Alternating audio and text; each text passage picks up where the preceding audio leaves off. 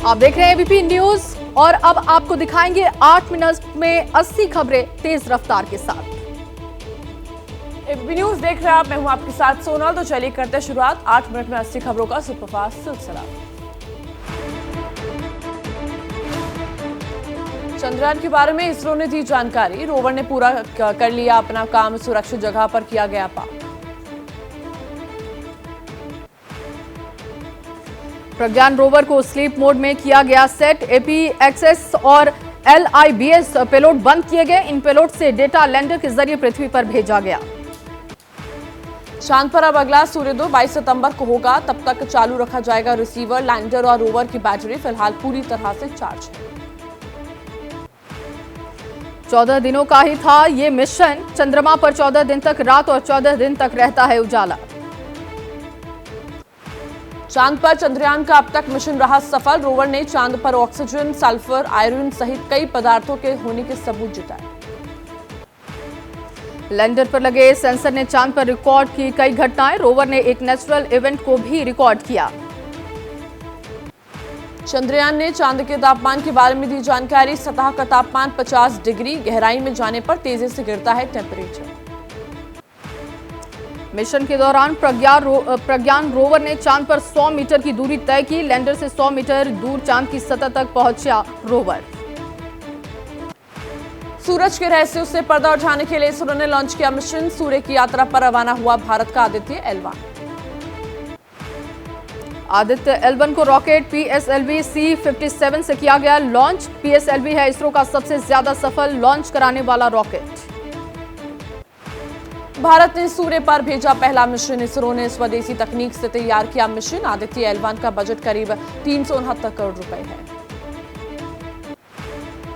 125 दिन की यात्रा कर अपने टारगेट तक पहुंचा आदित्य L1। चंद्रयान की ही तरह धरती की अलग अलग कक्षाओं से होकर गुजरेगा स्पेसक्राफ्ट।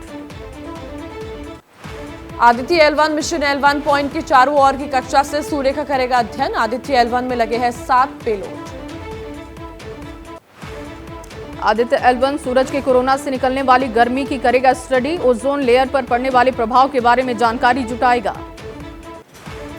धरती और सूरज के बीच में कुल 5 ऐसे पॉइंट्स चिन्हित है जहां पर भेजा जा सकता है स्पेसक्राफ्ट। सूरज का सबसे नजदीकी पॉइंट है L1।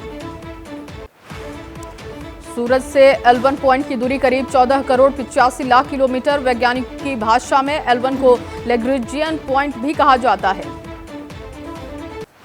सूर्य मिशन की सफल लॉन्चिंग पर प्रधानमंत्री मोदी ने दी बधाई। इसरो वैज्ञानिकों की टीम को दी शुभकामनाएं।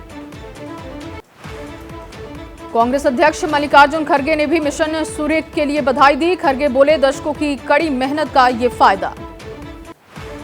आदित्य L1 की सफल लॉन्चिंग पर गृह मंत्री अमित शाह ने इसरो के वैज्ञानिकों को दी शुभकामनाएं। यूपी के सीएम योगी आदित्यनाथ ने भी बधाई दी। कहा, प्रधानमंत्री मोदी के नेतृत्व में मिशन की कामयाबी के लिए अनेक मंगल कामनाएं। 16 दिनों तक पृथ्वी की कक्षा में रहेगा आदित्य L1। 5 बार थ्रस्टर फायर कर बढ़ाया जाएगा ऑर्बिट। L1 पॉइंट पर नहीं पड़ता है ग्रहण का प्रभाव। इसी वजह से यहां से सूरज पर आसानी से किया जा सकता है रिसर्च। दिल्ली में होने वाली G20 समिट को लेकर आज होगी ड्रेस रिहर्सल। पुलिस की तरफ से परखी जाएगी अपनी तैयारी। सुबह 9 बजे तक पहली ड्रेस रिहर्सल, दूसरी ड्रेस रिहर्सल सुबह 9:30 बजे, तीसरी दोपहर 12:30 बजे होगी। ड्रेस रिहर्सल के दौरान रेगुलेट किया जाएगा ट्रैफिक का। सरदार पटेल मार्ग, पंचशील मार्ग, प्रगति मैदान समेत कई इलाकों में ऑपरेशन। शनिवार को भी दिल्ली पुलिस ने की रिहर्सल। प्रगति मैदान से निकलने के बाद विदेशी मेहमानों के काफिले को होटल तक ले जाने का रिहर्सल हुआ। रिहर्सल के दौरान पुलिस ने हर आने जाने वाले रास्ते को कर दिया है बंद। रूट मैप पर जगह जगह तैनात की गई थी police force. Delhi G20 summit से पहले हरियाणा में आज होगा अहम मंथन। नूह में ITC ग्रैंड भारत होटल में शेरपा बैठक। आज से 7 सितंबर तक मीटिंग चलेगी। होटल के आसपास लागू की गई है धारा 144। ड्रोन उड़ाने पर भी लगाई गई पाबंदी। बैठक को लेकर पुलिस जवान तैनात है। संसद के विशेष सत्र का शेड्यूल जारी। 18 सितंबर से शुरू होगा सत्र। दोनों सदनों में नहीं होगा प्रश्नकाल। जमीयत उलेमाए हिंद के मौलाना काब रशीदी की मोहन भागवत को नसीहत, पहले केंद्र सरकार को करे समझाने की कोशिश।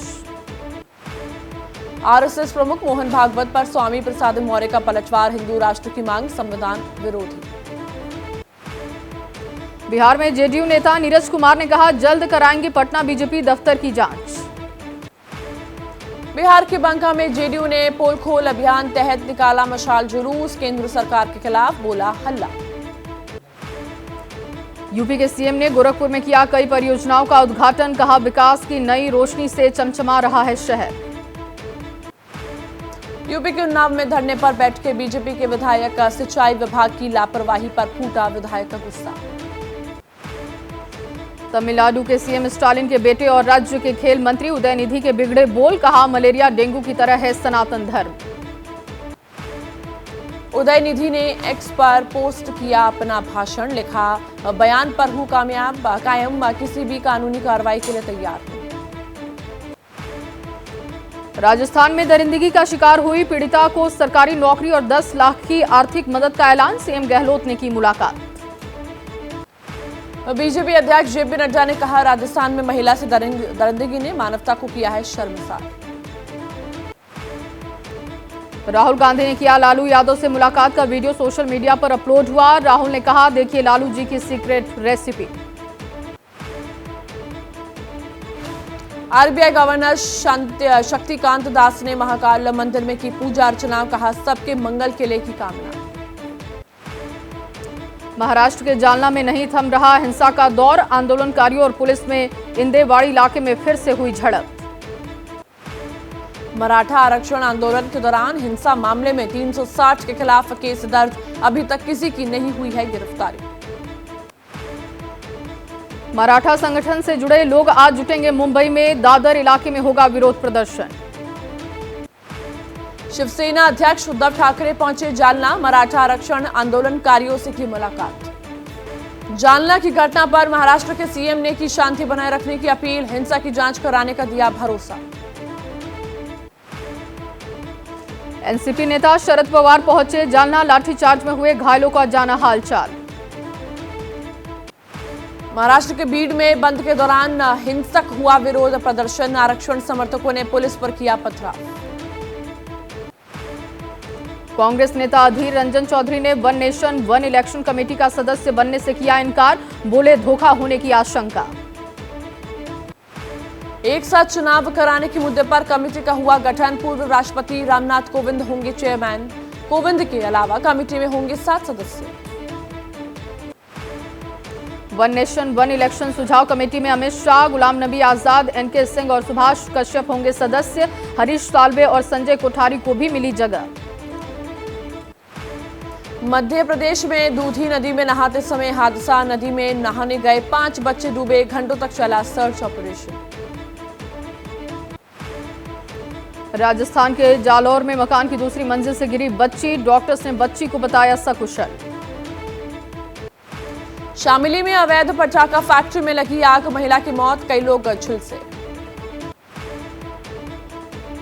यूपी के हापुड़ में वकीलों पर हुए लाठीचार्ज का मामला गरमाया, मेरठ में वकीलों ने बंद रखा कामकाज। यूपी के महोबा में तेज रफ्तार ऑटो पलटा, हादसे में 9 यात्री हुए घायल।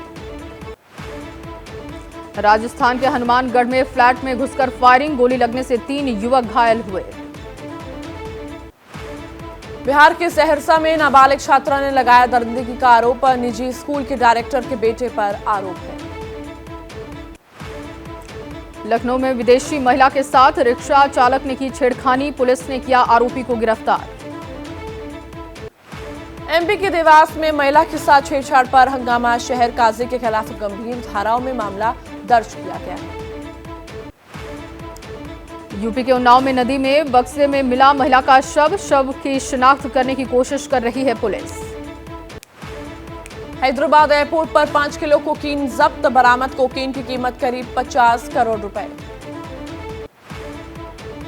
ग्रेटर नोएडा पुलिस ने की योगेश डाबरा पर गैंगस्टर एक्ट में कार्रवाई, 5 करोड़ रुपए की संपत्ति जब्त की। मथुरा में चल रही कृष्ण जन्माष्टमी की तैयारियां, इस बार जन्माष्टमी में नजर आ रही है चंद्रयान 3 की थी। हिमाचल प्रदेश सरकार का बड़ा फैसला, अगले 2 हफ्ते के लिए राज्य में सभी तरह के कंस्ट्रक्शंस बंद। मूसलाधार बारिश की वजह से भुवनेश्वर में जलभराव, सड़कों पर जलभराव से आम जनजीवन प्रभावित। बिहार के दरभंगा में बाढ़ की मार झेल रहे लोग, प्रभावित इलाकों में सामुदायिक का किचन चलाने का फैसला। दरभंगा के 2 ब्लॉक के दर्जनों गांवों में बाढ़ की स्थिति, करीब 25,000 से ज्यादा की आबादी अब तक प्रभावित। भारी बारिश की वजह से कोलकाता में जलभराव, लोगों को आवाजाही में हुई दिक्कतें। आईसीसी वर्ल्ड कप के लिए आज होगा टीम इंडिया का ऐलान, एशिया कप वाली टीम से 15 खिलाड़ियों के शामिल होने की उम्मीद। क्रिकेट विश्व कप टीम में केएल राहुल के नाम पर सस्पेंस कायम है, अतिरिक्त खिलाड़ियों को हो सकते हैं तिलक, शार्दुल ठाकुर और प्रसिद्ध कृष्णा।